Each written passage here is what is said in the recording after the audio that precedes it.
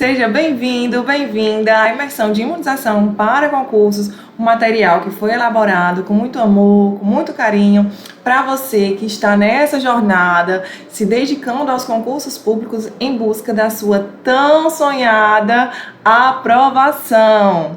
Eu tenho certeza que você vai conseguir. Esta imersão, ela contém diferentes recursos. Então, um recurso complementa o outro para melhorar os seus resultados, potencializar a sua aprendizagem. Então, um desses recursos é justamente esta videoaula. No total, são 6 módulos, tá? E aí, quais são os outros recursos? Na imersão, você também vai ter acesso a um material para fazer a leitura do conteúdo. É um material que, na medida que é muito detalhado, é também muito objetivo. Então, ele vai te ajudar ali a fixar o conteúdo e a ter as principais informações. Este material de apoio, que é o mesmo que eu utilizo nas videoaulas, ele foi elaborado a partir de 14 referências, isso mesmo, 14 referências resumidas em 50 páginas. Os outros 2 recursos da imersão é o caderno de questões com 180 questões que foram selecionadas,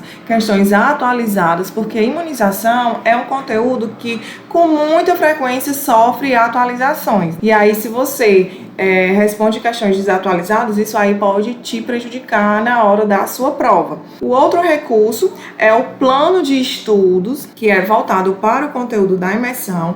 Então, no plano de estudos foi elaborado um cronograma que você tem que se dedicar 2 horas por dia durante 6 dias. Ou seja, em uma semana, cada dia você se dedicando 2 horas, você vai conseguir estudar o conteúdo completo da imersão. Você deve fazer a leitura do material de apoio antes de assistir às aulas. Então, durante a videoaula, você vai fazendo as suas anotações, os seus resumos. Quando terminar a videoaula, você vai praticar com o caderno de questões. E aí o caderno de questões ele vai te auxiliar também para as revisões, porque tem um excedente de questões, eu coloquei uma média de 10 a 15 questões para você responder no final de cada videoaula. Se você ainda não me conhece, muito prazer, meu nome é Ítala Keane, eu sou enfermeira, especialista em urgência e emergência, mestre em enfermagem, já estou na enfermagem há alguns anos, amo a enfermagem de coração, escolheria novamente essa profissão linda, tá? Que transformou a minha vida a partir, claro, dos estudos, da dedicação, da minha aprovação na minha área, sou enfermeira, servidora pública federal, dentre outros concursos que eu fui aprovada, tá? Estou aqui para ajudar você a também ser aprovado. E aí, assim, eu venho de uma família pobre, com dificuldades financeiras, nós já fomos beneficiados, com alguns programas do governo, como Bolsa Família, e aí só trazendo para vocês o quanto que a enfermagem, e a dedicação aos estudos transformou a minha vida. Sou a fundadora da Liga de Enfermagem, que é uma comunidade de pessoas que, em sua maioria, são profissionais da enfermagem, que trilham aí também, esse caminho em busca de uma aprovação, seja em uma residência, em um concurso público, enfim. Eu detenho os direitos autorais da imersão, então vamos combater o plágio, a pirataria e adquirir o material, de quem teve toda a dedicação, todo o empenho para estar aqui repassando para vocês. Como eu falei, eu utilizei como referências 14 documentos, tá? Mas os principais documentos são estes daqui. Nós temos o site do Ministério da Saúde, em que é a página do Calendário Nacional de Vacinação, que vocês conseguem acessar todos os documentos oficiais, todas as instruções normativas, tá? O Manual de Normas e Procedimentos de Vacinação, ele é um documento bastante referenciado, é um documento que é de 2014, já é antiguinho, mas ele é muito utilizado. O outro é o Manual da Rede de Frios, já está na sua 5ª edição, ele é de 2017. Então, o outro documento é o Manual de Centros de Referência para Imunobiológicos Especiais. Antes, ele não era muito utilizado pelas bancas, mas as bancas estão cada vez mais explorando outros documentos. Então, eu tive que trazer informações deste documento também aqui para a imersão.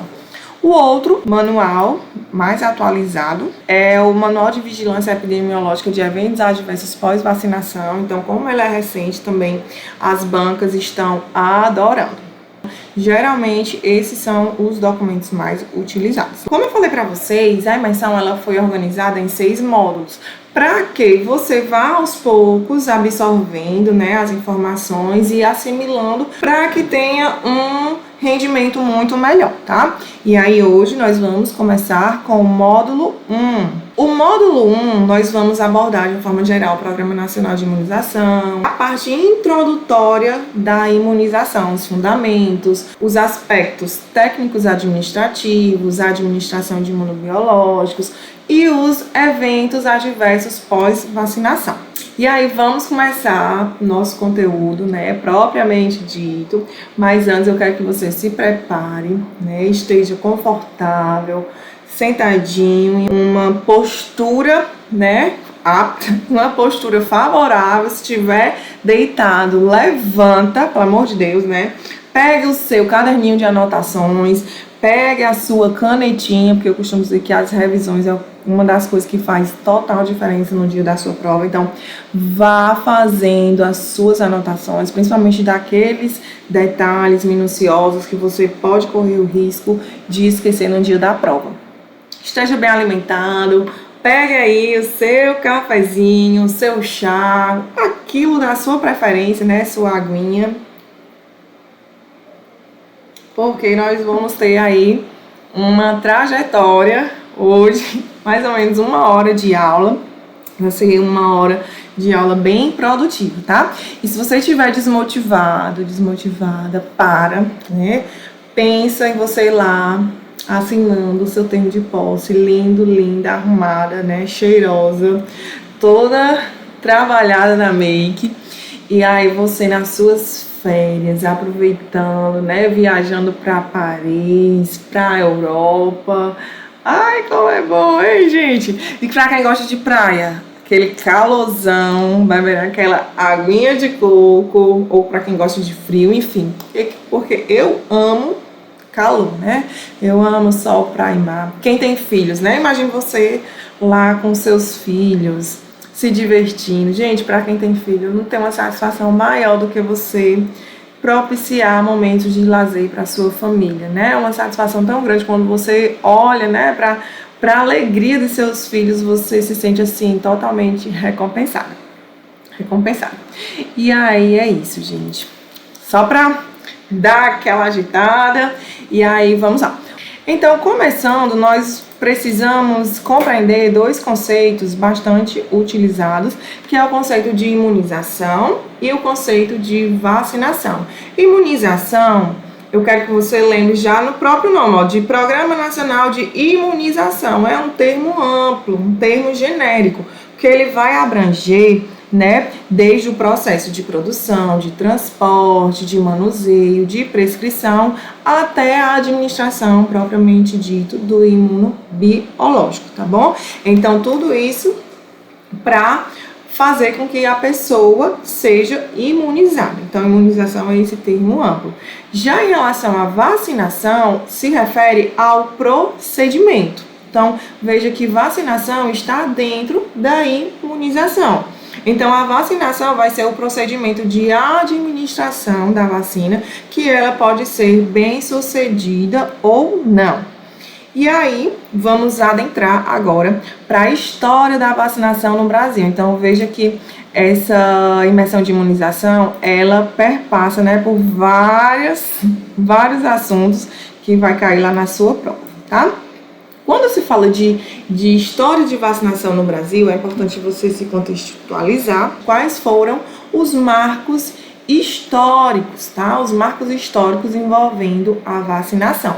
E aí, tem um marco histórico que eu tenho certeza que você já estudou desde o ensino médio, porque ele é justamente aquele movimento que aconteceu chamado de revolta da vacina, justamente aquele assuntinho lá que você estudou no ensino médio pode cair lá na sua prova de concurso.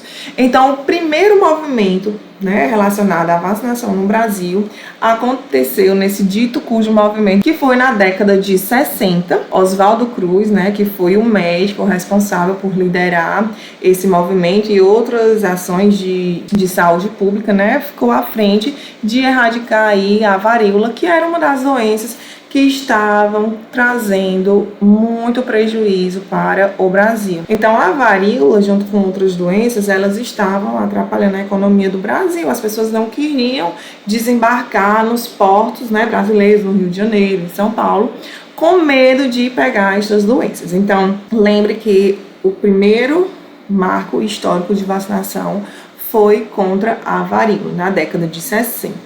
Tá? E aí, quando foi em 1971, a doença foi erradicada no Brasil. Já abro um parêntese aqui para dar mais um detalhe dessa vacinação da varíola, que ela, como foi há muito tempo atrás, nas décadas de 60, não tinha muitas tecnologias. Então, a vacina da varíola era uma vacina que ela era feita de cepas vivas, né, da varíola. Então, pense que, né, a confusão que foi lá na revolta da vacina, eu lembro muito da repercussão da vacinação da Covid-19, né? Então, pense no rebuliço lá naquele tempo. O outro marco histórico foi em 1973, em que houve a formulação do Programa Nacional de Imunização. Então, note que, se em 1971 conseguiu erradicar a varíola, então os gestores públicos, né, os políticos, começaram a olhar com bons olhos da importância, né, da eficácia que a vacinação teve para resolver aquele problema de saúde pública que estava impactando bastante a economia. Então, começaram a vislumbrar, opa, esse negócio aqui funciona, nós vamos melhorar isso. Então, em 1973 foi formulado o PNI, contudo, para a formulação até a institucionalização demorou aí 2 anos, porque apenas em 1975 foi quando o PNI foi realmente institucionalizado a partir da Lei Federal 6.259. E aí, um ano depois, em 1976, teve a criação do Sistema Nacional de Vigilância Epidemiológica, instituído por esse decreto 78321. E aí, outro marco histórico, depois do Programa Nacional já está institucionalizado, foi em 1980, em que aconteceu a primeira campanha nacional de vacinação contra a poliomielite. A diferença dessa campanha da varíola é porque a campanha da varíola, ela foi em locais específicos, né? Mais ali nas cidades de Rio de Janeiro, de São Paulo. Já a campanha da poliomielite foi uma campanha nacional que já foi implementada quando o PNI estava já institucionalizado. E aí, em 1994, a poliomielite ela foi erradicada nas Américas. Então, a erradicação foi nas Américas, tá? Que inclui o Brasil, mas outros países africanos, né, ainda continuaram com bastante casos da doença. E aí, em termos de história da vacinação, quero que você leve esses marcos para a sua prova. Em relação à missão e metas do Programa Nacional de Imunização, a missão é algo mais geral, né? Mais abrangente. Então, a missão do Programa Nacional de Imunização é controlar, erradicar e eliminar doenças imunopreveníveis, no caso, que são prevenidas a partir da vacinação, né? Uma das formas de prevenção, no caso. E aí nós vamos ver já nas metas mais detalhadamente. Uma das metas é manter erradicada a poliomielite. Então, se a doença já foi erradicada, eu tenho que continuar desenvolvendo estratégias para que ela não retorne. A outra meta é controlar outras doenças imunopreveníveis, que são, no caso, aquelas doenças que existem vacinas, né? Como, por exemplo, hepatite A, hepatite B, então, enfim, todas as doenças que tem, né? É importante essas doenças se manterem controlados, não acontecer surtos, né, epidemias. E a outra meta, que é uma meta mais ousada, é a eliminação do sarampo e do tétano neonatal. Então, hoje, eu quero que você lembre que a meta de erradicação, de eliminação, é apenas de duas doenças, o sarampo e o tétano neonatal. Então, se cair lá na sua prova que a meta do PNI é eliminar o tétano, a alternativa está errada, porque a meta de eliminação é do tétano neonatal. Ítala, com que vacinas o PNI vai prevenir, vai erradicar o tétano neonatal? Principalmente a partir da vacinação de gestantes com ADT e ADTPA. Em relação ao PNI, nós temos 3 instâncias, 3 hierarquias, tá? Então, quando se refere ao PNI, é aquela hierarquia vertical, de cima para baixo. Lá em cima tem a instância nacional, seguida da estadual e, por último, a municipal, tá? Então, é uma hierarquia vertical, que lá em cima manda e quem tá lá embaixo obedece. Então, lembre disso, tá? E aí, cada instância vai ter suas responsabilidades específicas. Na instância nacional, ela vai ser responsável pela coordenação do PNI. Então, vai ser lá em nível nacional, nível do Ministério da Saúde, que se vai definir o calendário nacional de imunização, o calendário de campanhas anuais. E também vai ser responsável por elaborar estratégias e normatizações técnicas. Também vai ser de âmbito nacional o provimento dos imunobiológicos. Então, na esfera nacional, ela vai ter essa responsabilidade de adquirir e de repassar para as demais esferas, tá? E a outra responsabilidade é a gestão do sistema de informação do PNI, consolidação e análise dos dados nacional e retroalimentação na esfera estadual. Então, no PNI vai ter os sistemas informatizados. Então, esses sistemas, eles têm um fluxo de retroalimentação. Então, o município retroalimenta, envia para os estados e os estados enviam, né, para âmbito nacional.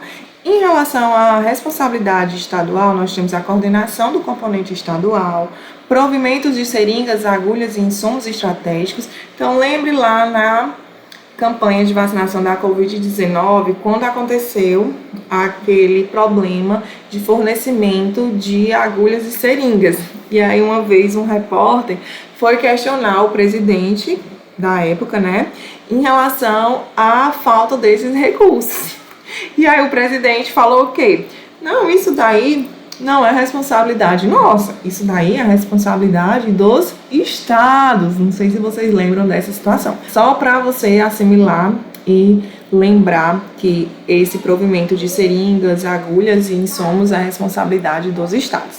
E aqui, mais uma vez, a questão da gestão do sistema de informação. Ele vai consolidar os dados municipais e vai enviar para nível federal, tá? Em relação à responsabilidade do município, o município vai ser a ponta, né? Então, vai ser lá nos municípios que eles vão executar as ações que foram recomendadas, né? Seguir o calendário nacional de imunização, as campanhas. E aí tem a coordenação e execução das ações de vacinação, notificação de eventos adversos.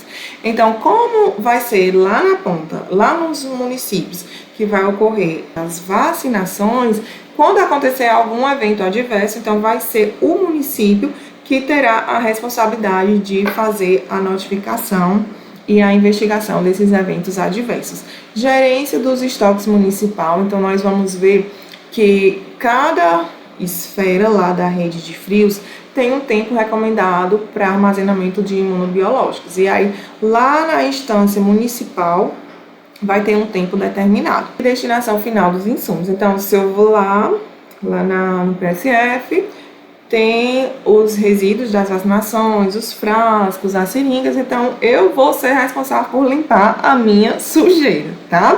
Isso é meio que lógico, né? gestão do sistema de informação do PNI, como eu falei, da retroalimentação das informações. No caso, o município vai retroalimentar e repassar para os estados e os estados para a esfera federal.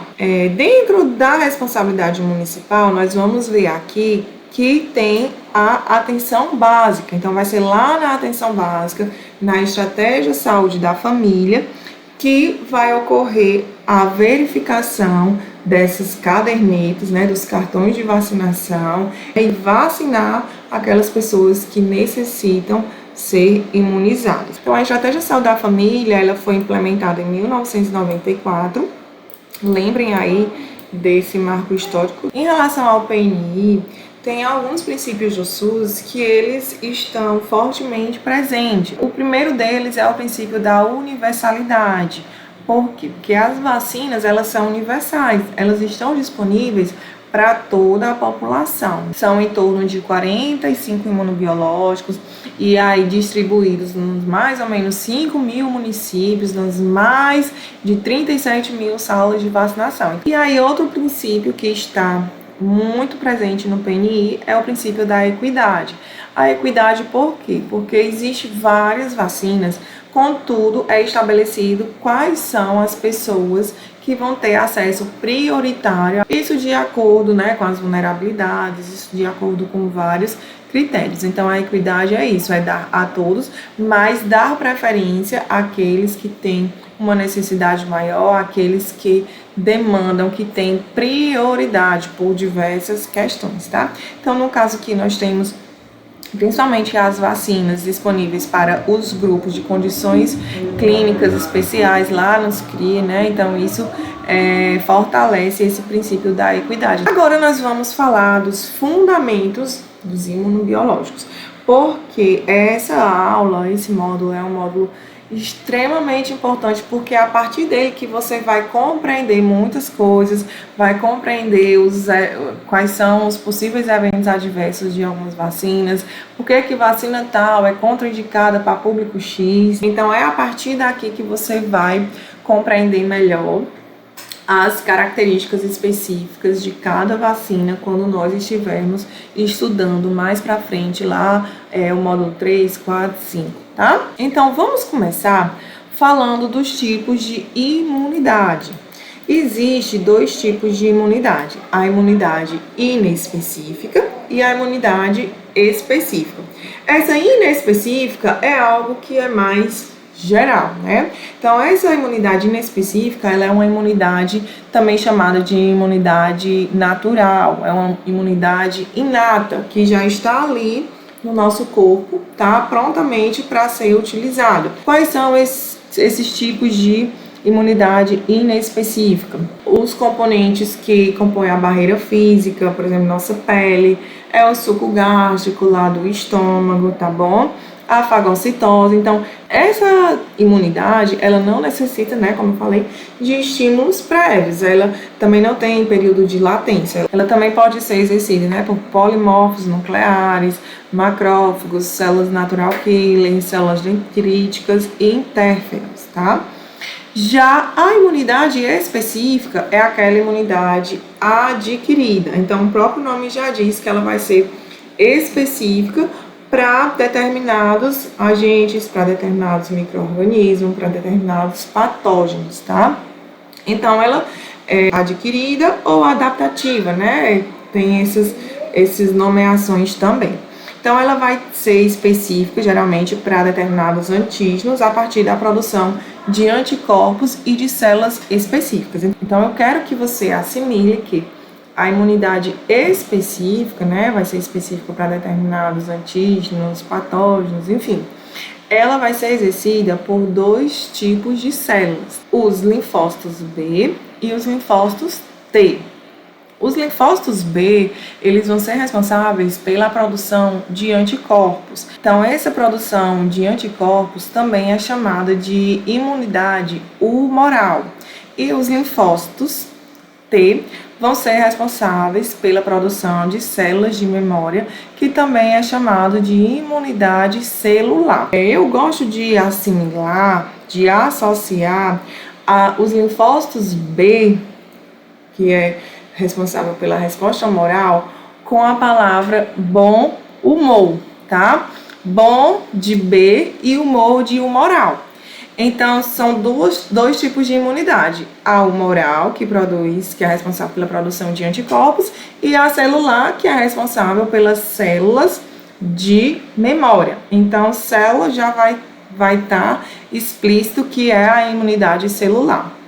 E aí, eu assimilando o linfócito B, e aí eu vou conseguir assimilar que o linfócito T vai ser responsável pela imunidade celular, tá? Então, lembre, linfócitos B, responsável pela imunidade humoral, bom humor, tá? E aí o que vai sobrar é o linfócito T, responsável pela imunidade celular. Existem dois tipos de resposta em relação à imunidade específica: a resposta primária e a resposta secundária. A resposta primária é aquela primeira resposta, aquela primeira reação que o nosso organismo tem quando nós estamos diante de um patógeno, de um antígeno, tá?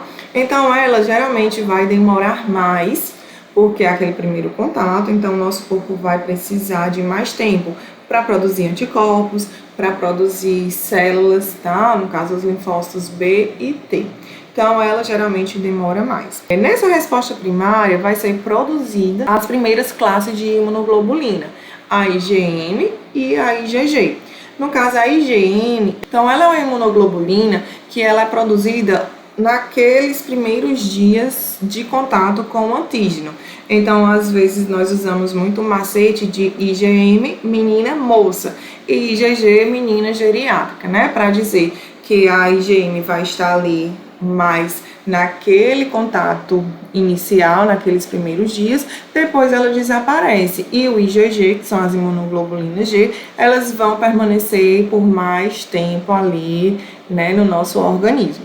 A resposta secundária vai ser um segundo encontro que o nosso corpo vai ter com aqueles antígenos, com aqueles patógenos, tá? E aí essa resposta secundária, ela vai ser mais rápida. Por quê? Porque o nosso corpo, ele já vai ter produzido ali aquelas primeiras imunoglobulinas, ele já vai ter anticorpos para aquele antígeno, e aí o nosso organismo ele vai reagir de uma forma muito mais rápida naquela resposta secundária, porque eu já tive contato, aquele antígeno, aquela bactéria, aquele vírus já foi me apresentado, então eu já estou relacionada com ele, já sei como é que eu me defendo, já sei qual é o ponto fraco, já tenho os meus anticorpos, minhas células de memória já foram produzidas, então eu produzo elas com muito mais rapidez, tá? Então é justamente este princípio que está envolvido no processo de vacinação, que as vacinas, elas vão ter esse objetivo de estimular o nosso organismo a ter uma resposta primária, né? De ter um contato com aqueles antígenos, com os vírus, com as bactérias, em uma forma mais enfraquecida, uma forma que eu tenho contato com aqueles micro-organismos e não adoeço, para que em um segundo momento que eu for exposta a um vírus, uma bactéria, né, realmente potente, o meu organismo ele possa responder de uma forma muito mais rápida, muito mais efetiva e possa fazer com que eu não adoeça. A imunidade ela pode ser também classificada como imunidade ativa e uma imunidade passiva. A imunidade ativa, o próprio nome já diz, ação, né? A imunidade ativa é aquela imunidade que o nosso corpo ele vai precisar trabalhar, ele vai se esforçar para produzir os anticorpos, para produzir as células de memória, tá? Ela pode acontecer de uma forma natural, como quando o nosso organismo entra em contato de uma forma natural com bactérias, com vírus, e também ela pode ser induzida a partir de vacinas, né? Como eu falei, de uma forma artificial. Então, as vacinas, ela propicia uma imunidade ativa, porém de uma forma artificial. Já a imunidade passiva, ela é uma imunidade que o nosso corpo ele não vai demandar esforços e aí ela vai ter também uma desvantagem, porque aí o nosso corpo ele vai receber, né, de uma fonte externa já essas imunoglobulinas, esses anticorpos, e aí eles vão ficar ali no nosso corpo por um determinado tempo, e aí depois eles vão ser metabolizados e desaparecerão, e aí não vai ter a capacidade de causar uma imunidade duradoura ali no nosso corpo. Então, por isso, a imunidade passiva ela vai ser imediata e vai ser também transitória. Quais são os tipos de imunidade passiva?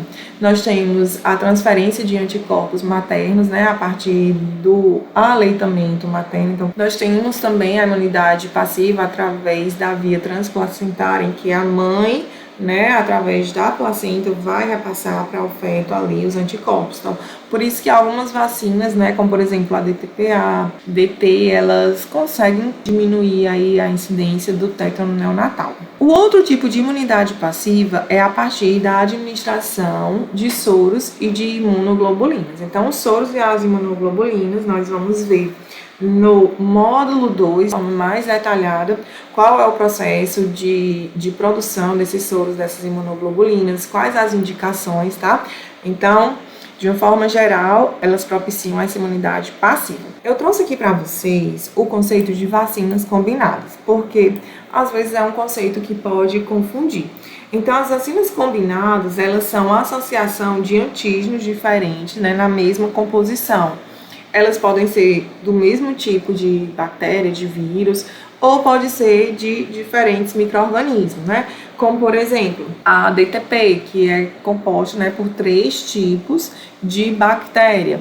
Já, por exemplo, a VIP, ela contém 3 tipos de vírus da poliomielite. Então, ela pode ser do mesmo tipo de vírus, né? Ou pode ser de diferentes bactérias. E aí eu quero que vocês lembrem que esse tipo de vacinas, como por exemplo a penta, a tríplice, né? Levem lá para suas provas que essas vacinas, elas vão manter a resposta imune individual a cada um destes componentes e elas não vão propiciar ou ter uma possibilidade maior de causar eventos adversos nas pessoas que vão tomar.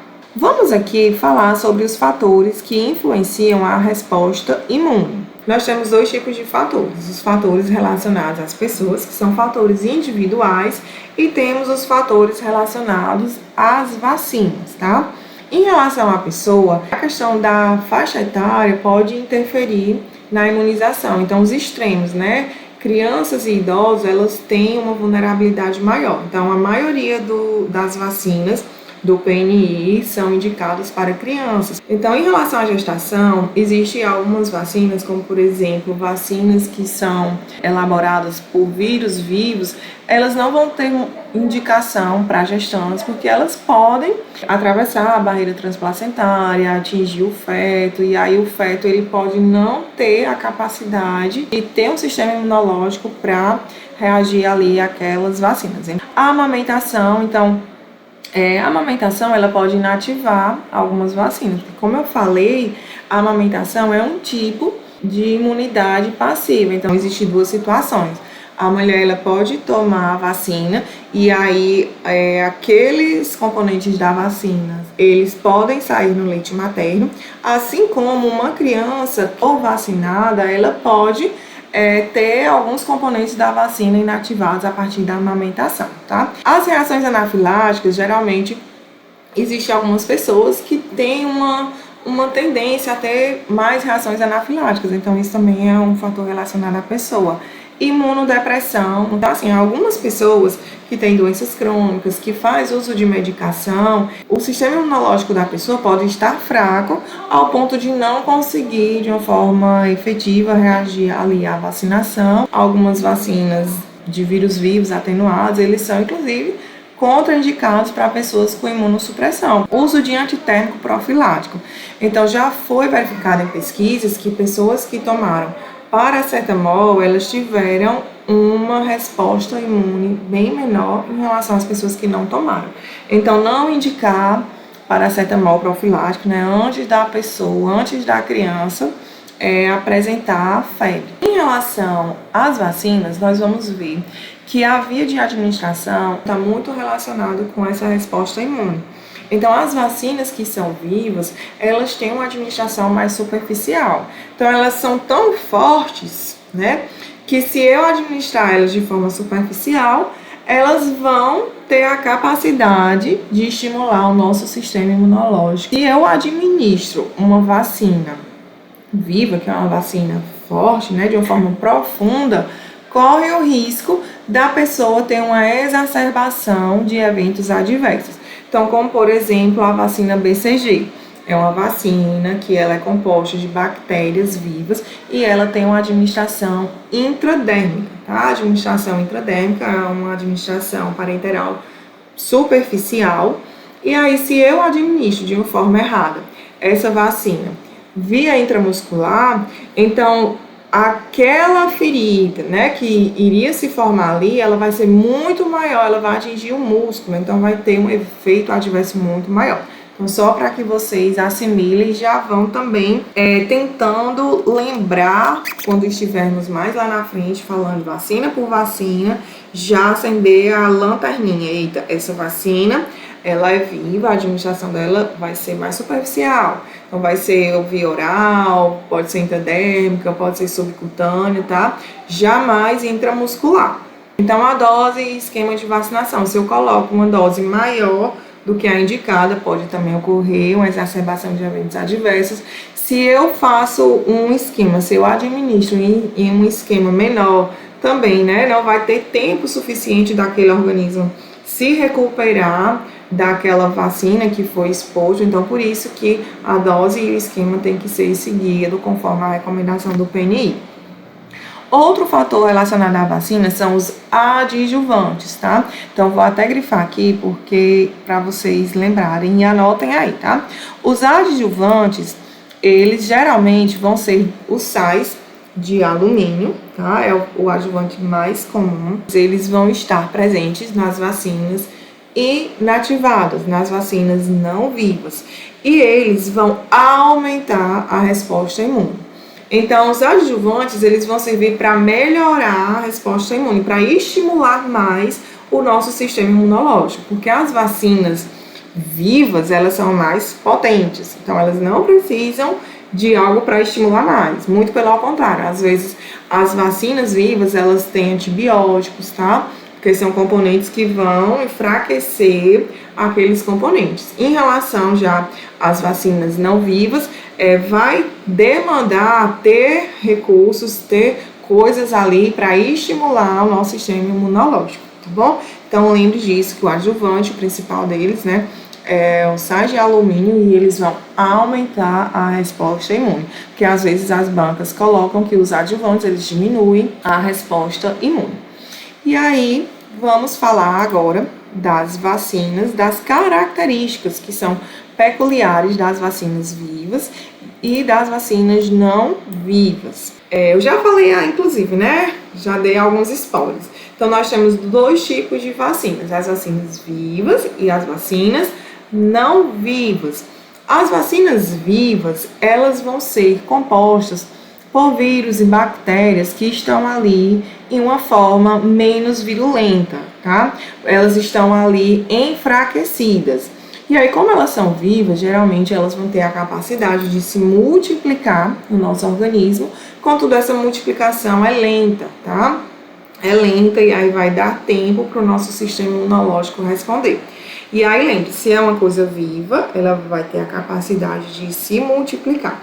Isso porque às vezes as bancas colocam que as vacinas não vivas, elas se multiplicam, ou que as vivas, elas não se multiplicam, tá? Então, é lógico, se é uma coisa viva, ela pode ter capacidade ali de se multiplicar. Em relação às vacinas não vivas, elas vão ser compostas, às vezes, por fragmentos de bactérias ou dos vírus, tá? Ou também elas podem ser elaboradas a partir das toxinas daquelas bactérias, como é o caso da vacina que previne difteria, tétano. Então, elas são compostas por toxóides, das toxinas que essas bactérias produzem. Então, hoje, com a tecnologia, nós temos vacinas também feitas a partir de engenharia genética, né? Vacinas recombinantes, como é o caso da hepatite B, da Covid-19. E aí, aquelas vacinas que têm componentes, como por exemplo, das paredes celulares da bactéria, nós temos como exemplo a vacina pneumocócica. E aí, outra característica que diferencia uma da outra é que as vacinas vivas, quero que vocês assimilem, que são vacinas mais fortes, né? Elas estimulam de uma forma mais natural o sistema imunológico. Elas não vão demandar, ou vai ser bem menos, a necessidade de reforços, tá?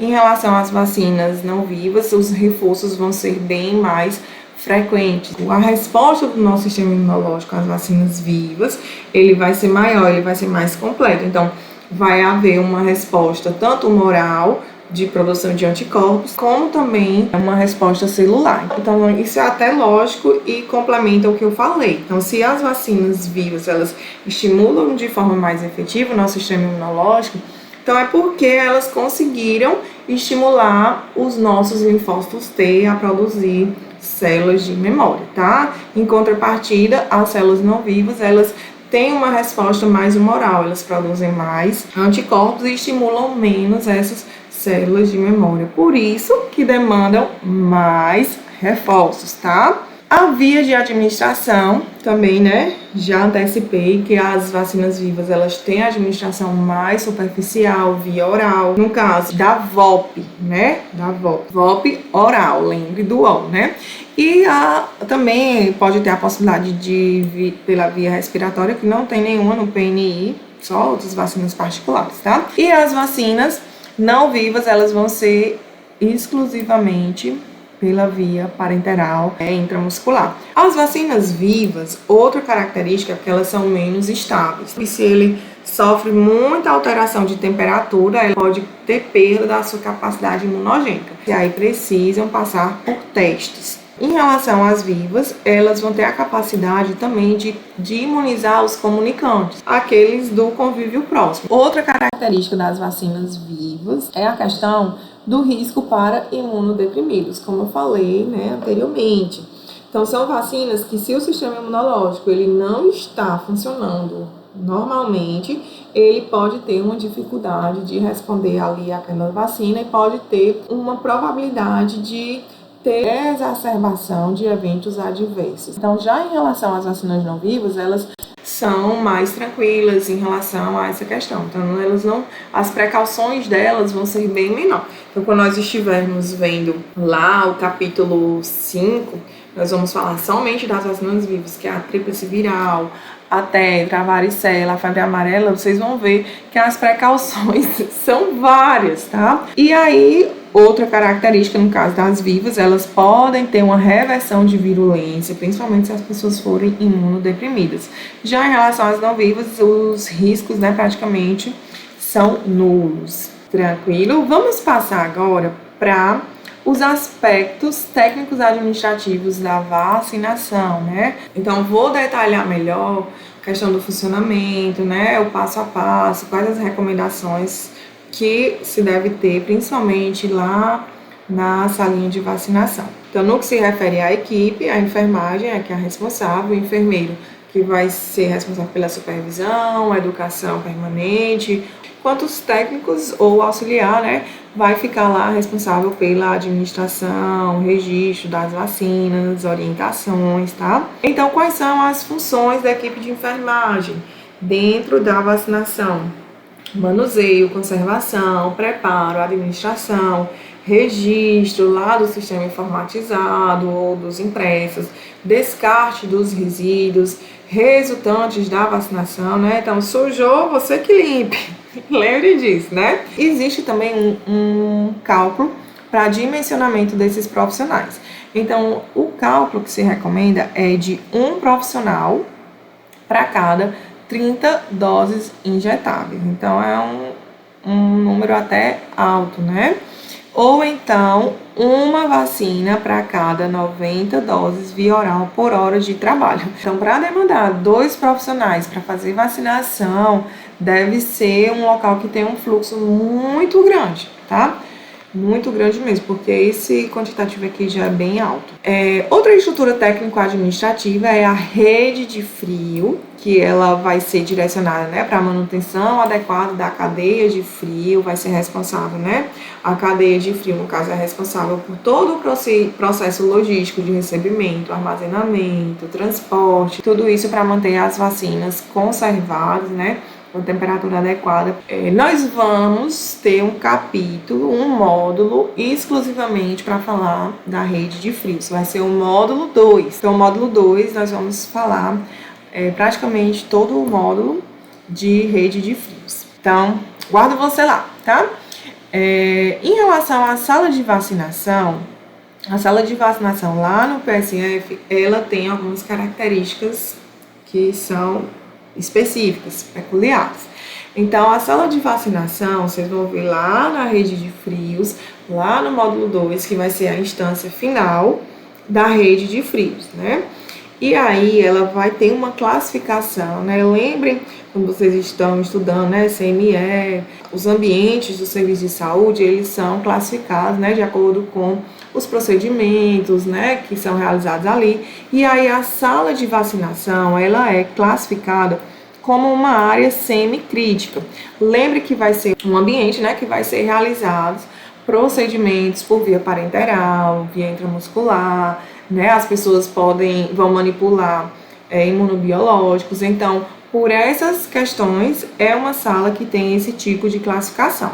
Então, lembre disso, que é uma sala semicrítica. As áreas críticas, né, é o extremo, né, o centro cirúrgico, por exemplo, então já exclui.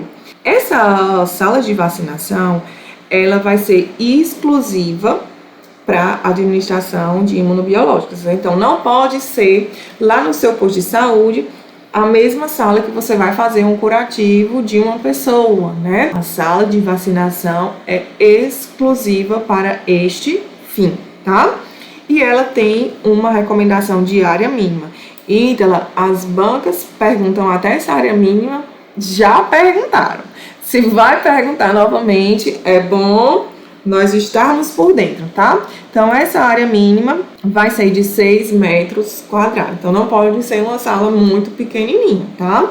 Então, em locais de grande demanda, podem ser utilizadas, né, 2 salas. Uma para triagem, para verificação da cadernetinha, né, para orientação. E a outra somente para administração da vacina. Em relação à sala de vacinação, existe uma rotina que deve ser realizada ali para os profissionais. Então, no início do trabalho, né, o profissional vai organizar aquele ambiente, né? Vai fazer os registros lá das câmaras refrigeradas, vai ver o estoque, né?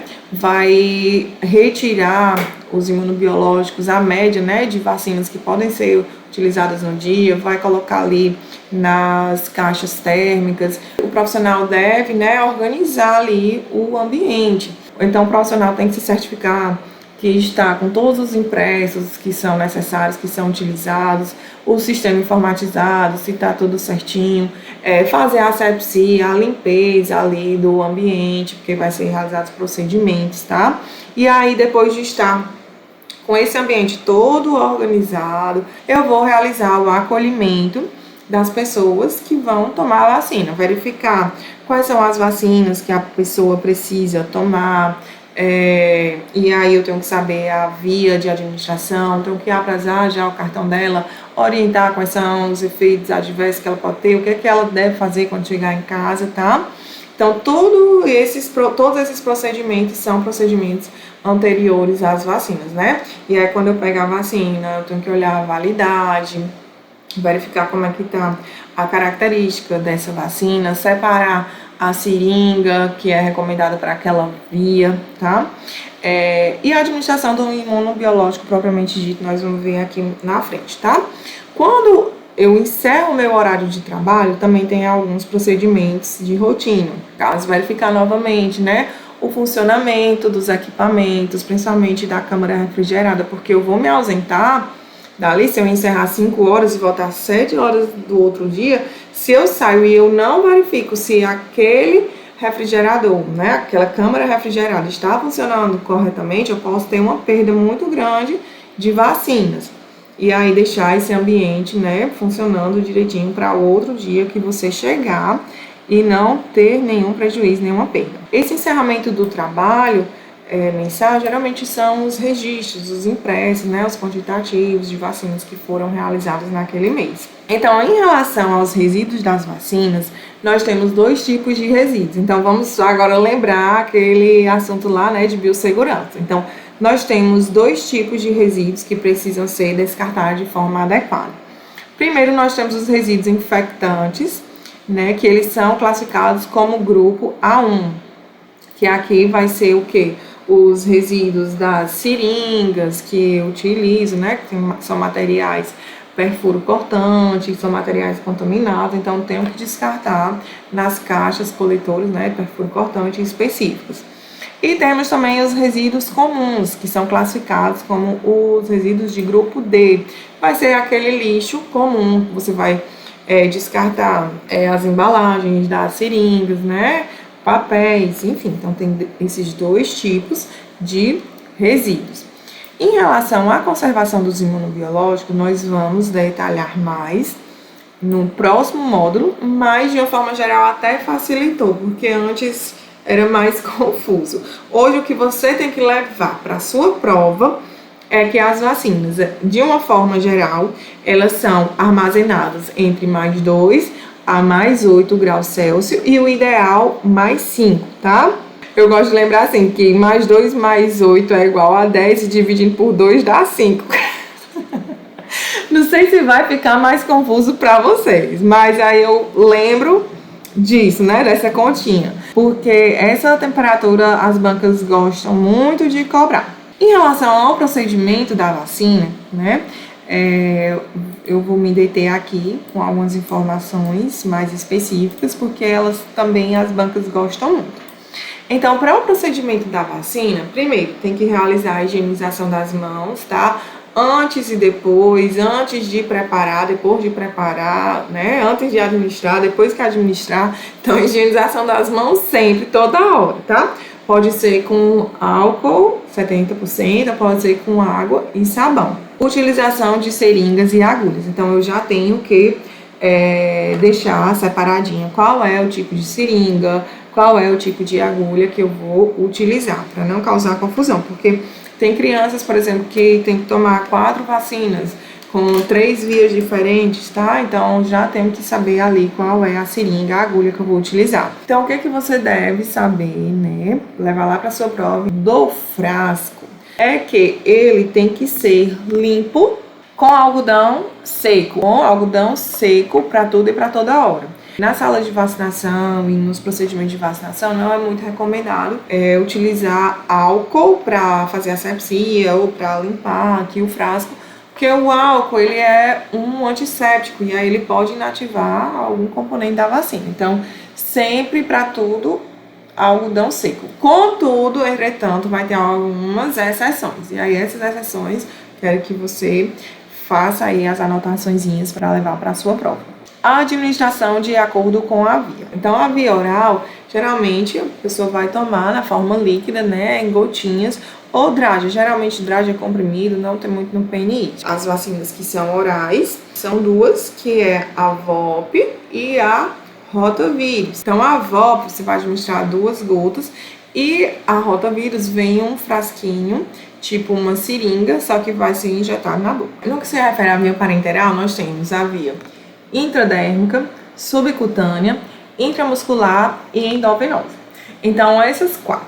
Porém, a via endovenosa, ela vai ser exclusiva para administração de alguns soros e de algumas imunoglobulinas, tá?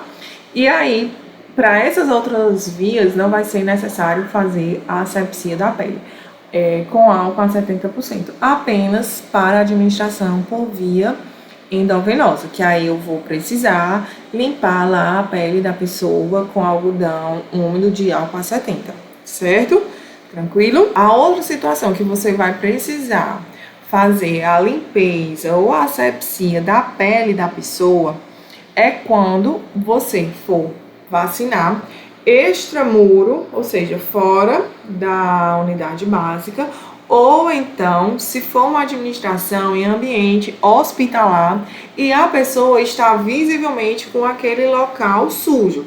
Então, nessa situação, você pode recomendar a pessoa lavar com água e sabão aquele local, ou então você pode fazer asepsia com álcool a 70. Contudo, você vai ter que esperar pelo menos 30 segundos para aquele local ficar totalmente seco. Em relação à paramentação para administração de vacinação, a recomendação é que não precise, utilizar luvas ou outra paramentação específica.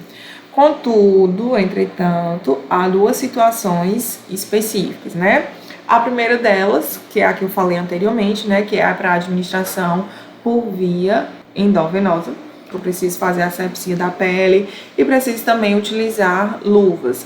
E o uso da luva vai ser também indicado para aquela situação que o vacinador, que eu vou lá vacinar, e aí eu tô com algum ferimento, na minha mão, e aí eu preciso, para proteger a minha mão, usar luvas, tá? Então, nesses casos que há lesões de continuidade, lesões abertas com solução de continuidade nas mãos, há essa indicação de luvas, tá? Vamos agora falar da administração. Vamos especificar cada uma das vias, Então, mais uma vez, vamos relembrar aqui os procedimentos de administração de medicação, aí, a imersão de imunização, perpassando por outros temas importantes da sua prova. Então, para a administração, é importante saber a composição, a apresentação, a via, a região, o número de doses, o intervalo que precisa, a recomendação, se tem alguma precaução, contraindicação. Então, antes de administrar uma medicação, você tem que saber as informações básicas, Então, isso a gente vê lá na parte de administração de medicação. E as vacinas, elas são medicamentos também, tá? Então, verificar antes de abrir a integridade da embalagem, no caso das seringas, das agulhas, verificar se tá fechadinha. Não recapar seringas, entortar, nem retirar agulhas. Então, as seringas, elas geralmente estão vindo com este recurso, para proteger as pessoas de se furarem, para evitar que as pessoas fiquem recapando. Então, hoje, embora a gente fale muito que não pode, ficar recapar é isso, recapar. Se você for recapar, vai correr o risco de você se furar, tá? E aí, por isso que vem esse recurso. Hoje, infelizmente, as pessoas ainda fazem muito isso. Inclusive, quando eu fui recentemente vacinar minha filha, tinha uma profissional. Toda pessoa que ela vacinava ficava recapando a agulha. Então, descartar agulhas, seringas em caixas coletoras, quando atingir a capacidade máxima, enviar para o setor responsável. Após a abertura, a solução deve ser mantida no frasco da vacina. Então, por exemplo, se eu diluir lá a vacina e tem 10 doses, então, eu vou aspirar somente a que eu vou utilizar. Eu não posso aspirar várias e deixar lá guardada esperando a pessoa aparecer, porque isso pode correr o risco de ter perdas de vacina, prejuízo, por Ministério da Saúde, inclusive risco de contaminação. Então, existe uma recomendação que as vacinas, no caso o frasco, aqui é uma embalagem primária que está com contato direto com o imunobiológico. Existem algumas vacinas, como por exemplo da rotavirus, Então, essas vacinas que vem já a embalagem primária para você já fazer a administração, você tem que guardar ela, tem que manter ela nessa embalagem secundária. E só retirar da caixa quando você for efetivamente fazer a administração. Então, vamos passar para as vias de administração parenteral. A primeira é a intradérmica, A intradérmica, que é a camada mais superficial. Você vai administrar a vacina na derme, tá? Como é uma camada muito superficial, ela só vai comportar no máximo 0,5 ml, ou seja, a metade de 1 ml. E aí, para isso, eu tenho que utilizar uma seringa de 1 ml, porque no máximo vai ser aqui a metade, A agulha dessa seringa vai ser indicada, vai ser a 13 por 4,5, tá? É uma agulha muito fininha, um calibre pequeno. Como é que é feita a administração? Ao invés de fazer a pinça, como eu quero pegar a camada superficial, eu tenho que distender. Então, eu distendo a pele e aí o bisel da agulha, que vai ser a pontinha, Tem uma pontinha que foi feito um corte oblíquo, esse bisel ele deve ficar para cima, tá? Então, são esses os detalhes que você tem que lembrar da intradérmica. Vai ser utilizada uma seringa de 1 ml, você deve distender a pele, o bisel deve ficar para cima e o ângulo tem que ser um ângulo rente à pele, né? Geralmente 15 graus. Então, em relação à via intradérmica, só existem 2 vacinas, que é a BCG e a vacina contra a raiva. Lembrando que a vacina da raiva, ela também pode ser administrada intramuscular, e aí vai variar o volume da dose de acordo com a via. Em relação à via subcutânea, a aplicação é na hipoderme, então já é um pouquinho mais profunda.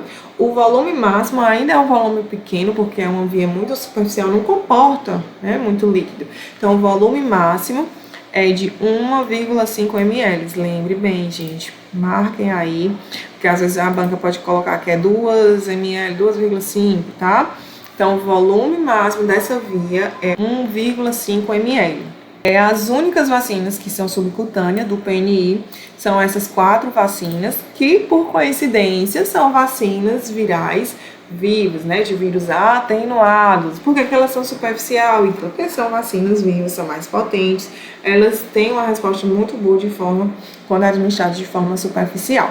Então, quais são elas? Tríplice viral, tetraviral, febre amarela e varicela, tá? Como a maioria das vacinas são intramuscular, você tenta assimilar as que são de vias diferentes, porque é uma quantidade bem menor, então vai ser muito mais fácil você lembrar aquelas 2 vacinas que são intradérmicas, aquelas 4 vacinas que são subcutâneas, porque as outras você vai saber que é pela via intramuscular. Qual é o local de administração dessa via subcutânea? Você pode administrar ela na região deltoide, né? A região deltoide aqui, músculo deltoide do braço, no terço proximal, face superior e externa do braço, externa e superior, essa face, ou então pode ser na face anterior e externa da coxa, na parte de frente da coxa, ou então na face anterior do antebraço. Então, no braço pode ser aqui atrás, ou então pode ser aqui, né, no antebraço. A seringa, eu posso utilizar a seringa de 1, de 2 ou de 3 ml. E a agulha pode ser de 13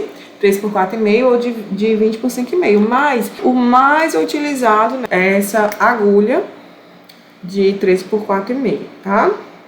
É a mais utilizada na via subcutânea. Então, na administração, você administra, pinça o local, tá? E administra em um ângulo de 90 graus naquele local. Não precisa aspirar, assim como também na via intradérmica também não precisa aspirar. Então, elas são tão superficiais que não tem muito risco, né, de você atingir ali um vaso. Então, por isso que não precisa aspirar. Já em relação à via intramuscular, é uma das que vai comportar um volume um pouco maior de líquido. Então, vai comportar até 5 ml, tá? Então, grife aí para você lembrar, destaque até 5 ml. Os locais mais comuns para administração intramuscular é o músculo deltoide do braço, tá? E o músculo vastolateral da coxa. Então, o músculo vastolateral da coxa é mais utilizado em crianças, né, menores de 2 anos. Então, a partir de 2 anos já pode utilizar o músculo deltoide do braço, tá bom? Pode ser utilizadas vacinas simultâneas. Vacinas simultâneas é quando em um mesmo local e o mesmo músculo eu vou administrar mais de uma vacina, tá bom? Eu só tenho que respeitar a distância de uma vacina para outra, que deve ser de pelo menos 2,5 de distância. Então, as bancas podem colocar que a distância pode ser de 2 centímetros e aí vai estar errado, tá? A distância deve ser de 2,5 centímetros. Seringas de 1 a 3, 5, a agulha pode ser de 20 até 30 milímetros, mas o que é mais utilizado, no caso, a de 20, ela é mais utilizada para crianças, tá? Que é menos agressiva, né, gente? Então, a outra, 25 por 7, é essa que é cinza, tá? Da cor cinza, 25 por 7. Pinça o local e introduz a agulha por 90 graus. A outra via e a última que vamos falar é a via endovenosa, que aí ela vai comportar, né, o maior volume, porque vai ser introduzido diretamente em veias, tá? As veias devem ser superficiais e periféricas. Então, quais são os soros imunoglobulinas? Na verdade, aqui só tem soro, né? Por via endovenosa. Antidiftérico, antibotulínico e os soros antiveneno. Geralmente são esses três. Para administração, fazer a asepsia do local e a pessoa que vai fazer a administração também utilizar luvas, tá?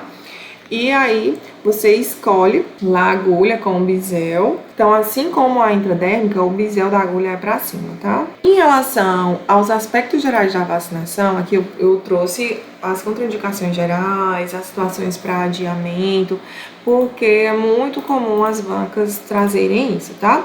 Em relação às contraindicações, só existe 2 tipos de contraindicação geral, que vai ser aqueles casos de hipersensibilidade, de reação anafilática, que é comprovado que você já tomou a vacina e aí desenvolveu a reação anafilática, ou então que você confirmou que já é sensível a algum tipo de componente que tem lá na vacina. Por exemplo, tem pessoas que têm alergia ao ovo e tem algumas vacinas que têm albumina, né? Então, nessas 2 situações. A outra situação que é importante vocês saberem é em relação à situação para adiamento, né? Situação que eu preciso adiar a vacinação.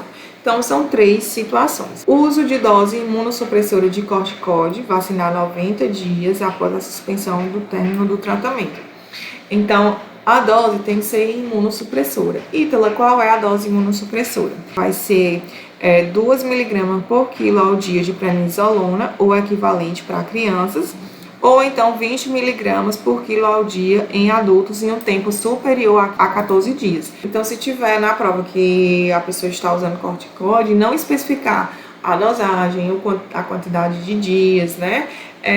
Eu posso não considerar aquilo como uma situação para adiamento, porque tem que especificar a dose e a quantidade de dias para que essa medicação ela seja imunossupressora, tá? Tratamento com imunoglobulina, sangue ou hemoderivados. Aquelas imunoglobulinas, elas vão inativar a vacina. Não vacinar com agentes atenuados 4 semanas antes e até 90 dias após. Então, ainda tem esse tempo aí. E principalmente se for esses agentes atenuados. Lembrando que imunoglobulina antitetânica, que elas são administradas junto com a vacina, como por exemplo da raiva, então são várias situações, mas de uma forma geral, se a pessoa tomou imunoglobulina, está tomando imunoglobulina, tem que adiar, principalmente se for agentes atenuados. Essa situação é muito comum, que é se a pessoa tem uma doença febril grave, tá? Então, se você está em uma condição grave, vai tomar alguma vacina, é bom adiar, porque se a pessoa piorar, vão associar aquela piora do quadro à vacina. Então, é importante até resolver o quadro para tomar a vacina. Então, as situações especiais são aquelas situações que tem que se fazer uma avaliação do quadro, tem que se fazer, às vezes, uma avaliação médica, né?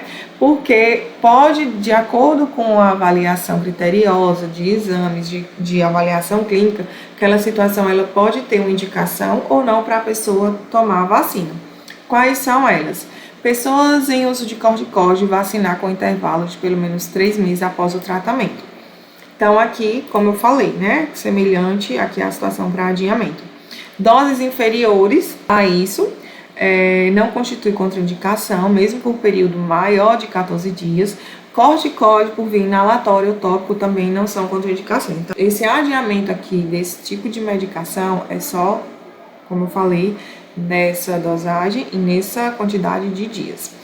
Pessoas infectadas pelo HIV, avaliar caso a caso, pois há desde o assintomático até os imunodeprimidos. Então, principalmente vacinas virais, vacinas vivas, né? Vai ter uma precaução maior, que é importante olhar, inclusive, os exames laboratoriais. Então, as crianças que a mãe é HIV positivo, que as crianças são menores de 18 meses, se elas não tiverem nenhuma alteração clínica de imunodeficiência, seja assintomático, né? Elas podem tomar todas as vacinas disponíveis lá nos CRIs, tá?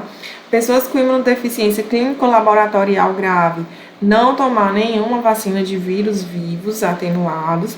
Transplantar de medula óssea pós-transplante, encaminhar ao CRIE. de 6 a 12 meses após o transplante para ser revacinado. Então, como os transplantados, eles perderam, né, a sua memória, todo o seu histórico ali de contato com agentes, com micro-organismos, então eles precisam novamente passar por essa estimulação. E aí, as falsas contraindicações vai ser todas aquelas situações que eu não citei aqui, tá? Doença aguda benigna sem febre, prematuridade ou baixo peso ao nascer, evento adverso em dose anterior, só que aquele evento adverso que é leve, tá? Que é local, diagnósticos clínicos prévios de doença, como tuberculose, coqueluche, tétano, doença neurológica estável ou pregressa com sequela, antecedente familiar de convulsão ou morte súbita. Então, se o antecedente é do seu pai, da sua mãe, você não tem contraindicação, tá? Você pode tomar a vacina, porque aquela situação não foi com você, tá? Alergias, exceto anafilaxia, como eu falei, que a anafilaxia, hipersensibilidade, é a única contraindicação geral, né? História de alergia não específica, individual ou familiar, alguma coisa assim. Ah, eu tenho alergia, mas a pessoa não sabe o que é direito, né? Então pode tomar vacina. História familiar de evento adverso à vacinação. Mais uma vez, se o evento adverso foi na sua família, no seu pai, na sua mãe, no seu irmão, não foi em você, você pode, né, não ter aquela mesma sensibilidade ou desenvolver aquele mesmo evento adverso. Uso de antibiótico profilático, tratamento com corticoides em doses não imunossupressoras, como eu falei anteriormente, ou inalatório de uso tópico, contato domiciliar de gestantes, convalescência de doenças agudas, convalescência já quando você está se recuperando, então já está se recuperando, tome vacina. Profilaxia pós-exposição e reexposição da raiva, então a gente vai ver que a vacinação contra a raiva não tem praticamente contraindicação, porque é uma doença muito letal, a internação hospitalar, a amamentação, exceto da febre amarela. Aqui tem um conceito de vacinação simultânea. Eu até falei, né, anteriormente, quando eu estava falando de administração das vacinas. Você vai administrar 2 ou mais vacinas naquele mesmo momento, pode ser em diferentes vias ou em regiões anatômicas diferentes, tá? E aí só existe algumas situações que deve se atentar aos critérios, né? Que é a vacinação simultânea da febre amarela com a tríplice ou a tetraviral. Então, somente essas 3 vacinas que é importante você saber a precaução, e aí eu vou falar isso mais lá na frente nos outros módulos, tá? Conduta relacionada à febre, como eu falei, não indica a pessoa tomar paracetamol sem antes ter a febre, isso aí pode interferir lá na resposta imune. Também se a febre for acima de 38 após vacinação, isso não é contraindicação de dose subsequente, isso não é um evento adverso grave, tá? Já estamos finalizando, tá? Dá uma respiradinha pra gente finalizar com os eventos adversos pós-vacinação, né? Estamos terminando, vocês vão sentir saudade de mim, mas vão matar a saudade nos módulos subsequentes. Tem muita informação importante que você tem que saber para levar para a sua prova. O que é EAPV? Evento adverso pós-vacinação. Os eventos adversos pós-vacinação é qualquer evento, né, qualquer ocorrência médica indesejada. Pode ser algo inesperado ou pode ser algo esperado. O que é esperado é o comum, o habitual, dor local, edema, febre, né? Coisas mais comuns que já são esperadas. O que é um evento adverso inesperado? É algo totalmente atípico, né? Então, por exemplo, no manual cita invaginação intestinal pós-vacinação com rotavírus. Então, é uma coisa totalmente atípica, tá bom? Quais são os pontos básicos para investigação desses eventos adversos? Investigar o fator relacionado à vacina, relacionados às pessoas que foram vacinadas, relacionados à administração. Então é importante, né, saber o que foi que aconteceu aí, o percurso para chegar até aquele evento adverso. Então os eventos adversos eles podem ser classificados de acordo com o tipo, eles podem ser locais ou sistêmicos. Locais é ali onde ocorreu a administração, né? Local. Sistêmico vai acometer o corpo todo, né? Por exemplo, febre é um evento adverso sistêmico, né? A gravidade. Então, nós temos dois tipos de gravidade. Nós temos os eventos adversos graves e os eventos adversos não graves, tá? Eu quero que você lembre que o evento adverso grave é aquela situação que é muito semelhante a uma situação de emergência, tá? É uma situação que, se a pessoa não for assistida de forma imediata, aquela situação pode comprometer a vida da pessoa, pode levar a óbito ou então pode levar a sequelas irreversíveis. Então, eventos adversos graves são estes tipos de situações, tá? Já os eventos adversos não graves vai ser todas as outras situações que não são graves. O próprio nome já tá dizendo, né? Então é tranquilo. Também eles podem ser classificados de acordo com a causalidade relacionada ao produto, à qualidade da vacina, erros de imunização, a ansiedade da pessoa, o estresse, né? Em relação aos eventos adversos, o que as bancas gostam também de colocar? A questão da notificação, da investigação. Então, todos os eventos, todos, eles precisam ser notificados. Quem é responsável por notificar? Estão lembrados, né? O município, o próprio município vai notificar via sistema. Então, quando o profissional vai fazer a notificação, ele tem que classificar como um evento adverso não grave e um evento adverso grave ou então erro de imunização, tá? E aí, os eventos adversos não graves, a pessoa vai preencher o formulário lá, né, da notificação e da investigação. E aí não vai haver a necessidade de fazer a investigação desses eventos adversos não graves. A não ser que seja um evento adverso não grave que aconteceu um surto, né? Um surto é um aumento elevado, né? Um aumento fora do esperado daquela situação. Então, se for surto e ele é um evento adverso não grave, ele vai precisar ser investigado. Evento adverso grave, ele vai precisar ser notificado, claro, né? E ele vai precisar ser investigado. E aí tem uma recomendação de tempo para fazer a notificação e também tem um tempo que é estabelecido para iniciar essa investigação. E aí isso as bancas gostam de cobrar. No caso, para a notificação ser inserida no eSUS, essa notificação ela deve ser imediatamente ou até 24 horas. Então, lembre que o evento adverso grave é uma situação grave, precisa, né, se identificar o que está relacionado a esse evento adverso. Então, isso precisa ser feito em até 24 horas. Pode ser feito também via telefone, via e-mail, via WhatsApp, tá? Então, principalmente nos locais que tem difícil acesso, pode ter alguma dificuldade de acessar o sistema. Em relação à investigação, para fins de vigilância epidemiológica, essa investigação dos eventos adversos graves, ela precisa ser iniciada em até 48 horas após a notificação desse caso suspeito. Existe alguns tipos de eventos adversos pós-vacinação por reação de hipersensibilidade. É o tipo 1, 2, 3 e 4. Então, às vezes, as bancas podem cobrar esses tipos e trocar um pelo outro, tá? O tipo 1 é o tipo mais grave, que vai ser as reações anafiláticas. Essa reação anafilática vai ser uma reação mediada por os IgE, né, que vai ser comuns em pessoas alérgicas. Então, o que geralmente as pessoas podem apresentar nessa reação anafilática?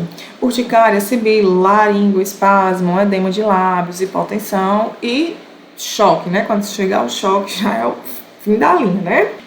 Reações do tipo 2. Essa reação do tipo 2, eu quero que você assimile ela à síndrome de Guillain-Barré e a UADEM, que é uma encefalomielite disseminada aguda, tá?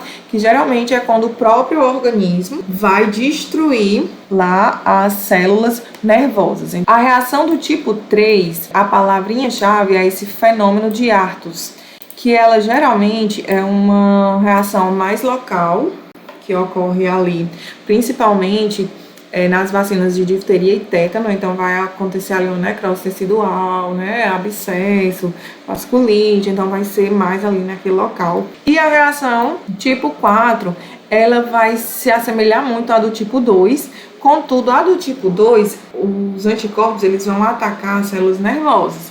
Já a reação do tipo 4, o organismo, os anticorpos, né, eles vão atacar órgãos, tá? Vão atacar órgãos que não necessariamente vão ser órgãos específicos, e aí vai acontecer aí essa destruição desses órgãos. Tranquilo, meus amores. Por hoje é só, muita coisa, muita informação, mas é isso. São muitas informações minuciosas, você precisa levar essas informações para a sua prova, para garantir lá a sua vaga no concurso. Espero que tenha te ajudado. Espero você nos módulos seguintes, tá? Aproveitem essa oportunidade. Tenho certeza que vai fazer toda a diferença aí na sua prova. Um beijo para vocês, um abraço e bons estudos!